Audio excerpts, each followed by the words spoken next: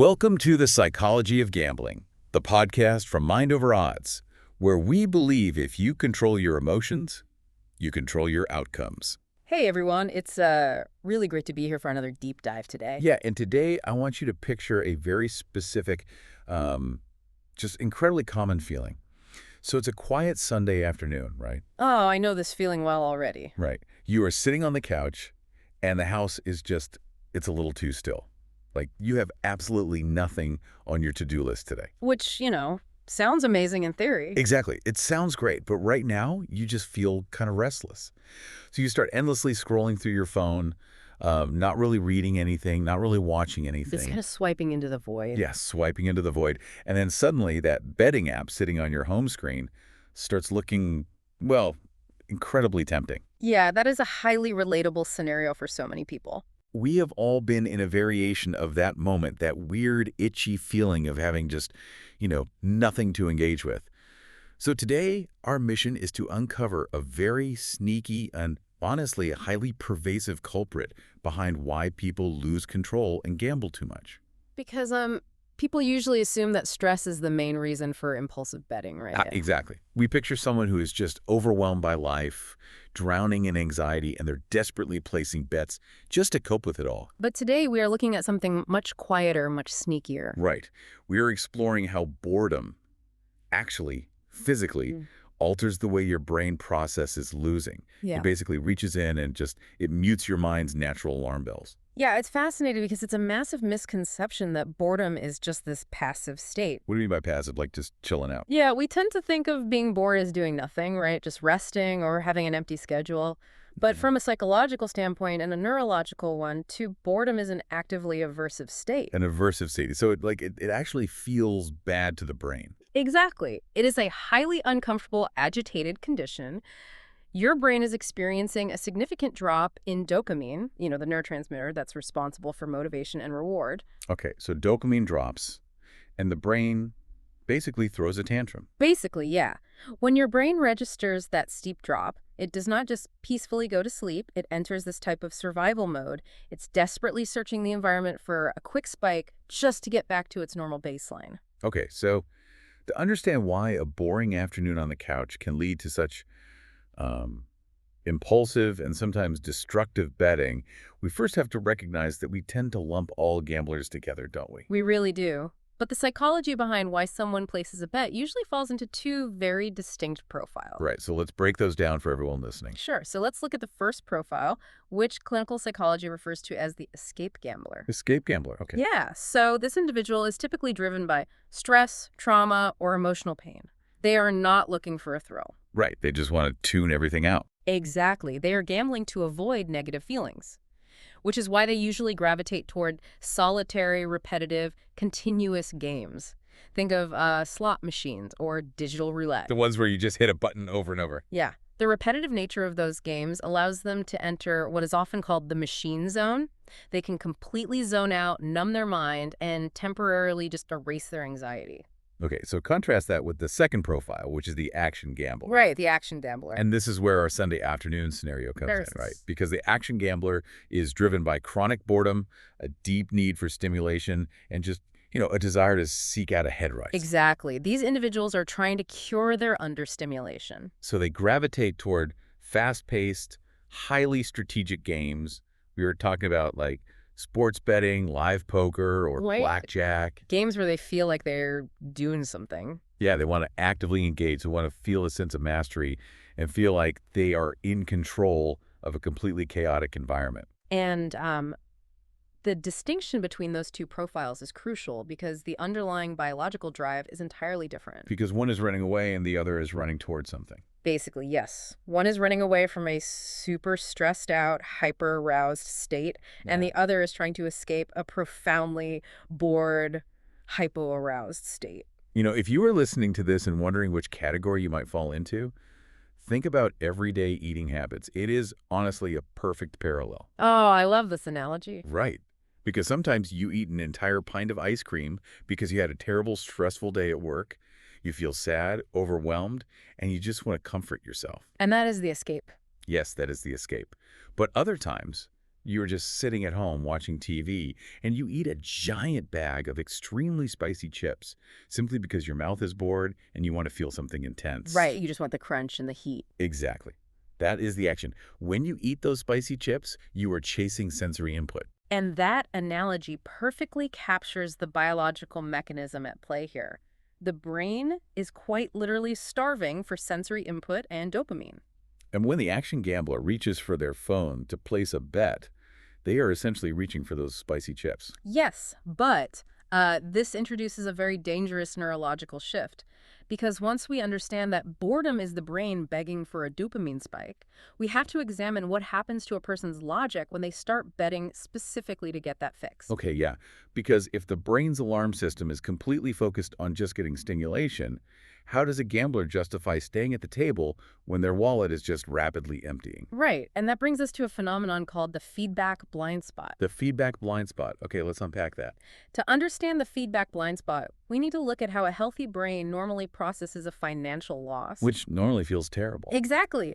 Normally, losing money feels bad, and it is biologically designed to feel bad. It causes an immediate stress reaction. Like your stomach drops. Yeah, your heart rate elevates, your sympathetic nervous system kicks in, and your adrenal glands release cortisol. Your brain logs that negative emotional and physical feedback so that you learn not to repeat the behavior. Right. It is the exact same mechanism as touching a hot stove. The pain teaches you to quickly pull your hand away. Exactly. But when a profoundly bored person starts gambling, that standard operating procedure goes completely out the window. Wait, really? It just stops working. It does. Because the brain is so starved for stimulation, the simple act of placing a bet, watching the spinning wheel, or tracking the score of a game provides that desperately needed engagement. So it's just so relieved to not be bored anymore. Exactly. The brain gets so caught up in the relief of not being bored that it physically suppresses the negative reaction to losing. Wow. Yeah, the arousal of the game literally overrides the cortisol response. The individual becomes completely blind to the risk. So instead of pulling their hand away from the hot stove, They just start switching their bets erratically, increasing the stakes, doing whatever it takes to keep the sensory stimulation going. oh man. So it is like driving a car with a broken fuel gauge and a purposefully muted check engine light? That is a terrifying but accurate way to put it. You keep stepping on the gas for the thrill of the speed, feeling completely alive, while being completely blind to the fact that you have no gas left and you're about to crash straight into a wall. And the nervous system actually adapts to support this dangerous joyride. What do you mean adapts? Like it changes physically? Yeah. Clinical observations show that experienced problem gamblers have a physically weaker stress response to losing than a non-gambler. No way. So their bodies just don't react. Right. If you measure their physiological markers during a significant financial loss, their heart rate remains lower, and their cortisol levels do not spike the way a typical person's would. That is wild. They simply do not feel the ouch of a loss anymore. Their nervous system has evolved to blunt that pain so the entertainment can just continue uninterrupted. That raises a really fascinating question, though. If the brain's alarm system is shut off, and they can't clearly feel the pain of the losses, what exactly is the brain seeing that keeps the person hooked? Right, because you have to be getting something out of it. Exactly. You cannot just lose constantly and perceive it as a thrilling victory. The brain must be, like, hallucinating some sort of progress. Well, the brain is absolutely hallucinating progress. We refer to this as the illusion of control. Illusion of control. Yeah. When you are sitting on your couch, deeply bored, simply pressing a button, picking a player for a parlay, or analyzing a digital scorecard, all of that tricks your brain's skill learning circuits. So it feels like you're studying for a test or something. Yes. Your mind starts to feel like you are mastering a complex strategy, even if the game is based purely on mathematical chance. You know, you see this all the time with blackjack players. Oh, absolutely. Because mathematically, blackjack has a strict, basic strategy. There is a mathematically correct decision for every single hand you are dealt based on the dealer's up card. Right, it's just pure math. But a bored action gambler will actively deviate from that math. They will double down on a hand they absolutely shouldn't, or split tens simply because they feel hot, or they want to inject a little chaos just to see what happens. Exactly. They manufacture excitement to cure their boredom, tricking themselves into believing they have this special intuition that beats the math. But the gambling industry knows this, right? Oh, the gambling industry understands this psychology deeply, which is why games and betting interfaces are meticulously designed to deliver what is known as the near-miss effect. The near-miss effect. Okay, so we usually think of a near-miss as something like a slot machine reel stopping just one cherry away from the massive jackpot. Right, the classic almost win. But how does that actually look inside the brain of someone craving action? Inside the brain, a near miss is just a masterpiece of deception. When you experience a near miss, whether it is a slot machine or losing a massive five-leg sports parlay because a single player missed one free throw in the final 10 seconds, it does not trigger the brain's failure circuits. Wait, it doesn't. No. Instead, it activates the ventral striatum, which is a key part of the brain's reward system. The ventral striatum lights up identically for a near miss as it does for a massive, tangible win. You're kidding. Not at all. Your brain gets flooded with dopamine even though your bank account just went down. Wait, so if I am understanding this correctly, my bored brain is taking a painful financial loss, dressing it up in a tuxedo, and calling it a win just to keep the entertainment going. That is precisely what is happening. It creates this incredibly powerful tension and relief cycle. Just to keep you on the hook. Yeah, the almost win provides a massive surge of arousal. It makes the gambler think, oh, I was so close. My strategy was actually right. I have this figured out. I just need to tweak one small thing and try one more time. Which is completely false. Entirely. But that cognitive distortion provides enough stimulation to keep the bored brain completely hooked, masking the reality that they just lost their money. You know, the danger of that cognitive distortion is magnified exponentially by the world we live in today. Oh, without a doubt. Because chasing this illusion of control used to actually require a significant amount of effort. You had to physically get off the couch, get dressed, drive to a casino, walk to an ATM, pull out physical cash, and sit down at a table surrounded by other people. There was friction. Right, there was friction. And friction is a vital concept in behavioral psychology. Friction gives the executive functioning part of your brain the logical, forward-thinking part time to catch up and say, hey, is this actually a good idea? When you remove friction, you remove the brakes. Right, and before we explore exactly how those brakes have been completely removed by modern technology, I want to take a quick second. If you or someone you know struggles with compulsive or problem gambling, free help is available 24 hours a day by calling 1-800-GAMBLER. And you can always visit our website at www.mindoverodds.com to gain more insights and emotional control while gambling and in other high-risk areas of your lives. Having those resources is just so critical because, like we were saying, the modern betting landscape has eradicated almost all behavioral friction. Everything is just a tap away now. Exactly. There is no travel required anymore. There is no physical cash leaving your hand, so it does not trigger that same loss aversion as handing over a crisp $50 bill. And there is no social exposure. Right. Nobody has to see you standing at the casino table. It is just you and your smartphone sitting in your pocket. The danger is literally accessible the exact millisecond boredom strikes. It is a frictionless trap. The moment your dopamine dips on that quiet Sunday afternoon, the solution is just glaring at you from a glowing screen. But, it is not just the betting apps themselves that are feeling this. What else is there? We have to look at the broader digital ecosystem, specifically the massive impact of live gambling streams on platforms like Twitch. Oh, wow. Yeah, streaming has blown up. It has. And live gambling streams have completely changed the landscape of problem gambling, particularly for younger demographics. Because it normalizes it. Yes, but also because of how it feels to watch. To someone who does not gamble, watching another person play online blackjack or digital slots sounds incredibly dull. Like watching paint dry. Right. But for someone prone to action gambling, it is highly triggering. Oh, because if you are an action gambler watching a high-stakes stream, it isn't passive entertainment. It actively triggers intense psychological cravings. Yes. The flashing graphics on the streamer's screen, the sound effects of the digital coins, the streamer's highly exaggerated, screaming reactions to winning it all engages the viewer's mirror neurons, right? Exactly. Mirror neurons are fascinating. They are brain cells that react both when a particular action is performed and when it is only observed. Wow. So your brain doesn't know the difference. Pretty much. When a young man is watching a streamer hit a massive digital jackpot, his brain's reward center lights up as if he just won the money himself. So they are getting a vicarious dopamine hit. They're getting the head rush just by watching someone else play. They are, but it comes with a severe cost. The cravings generated by watching these streams are significantly stronger than the viewer's executive ability to regulate them. They just get completely overwhelmed. Yes.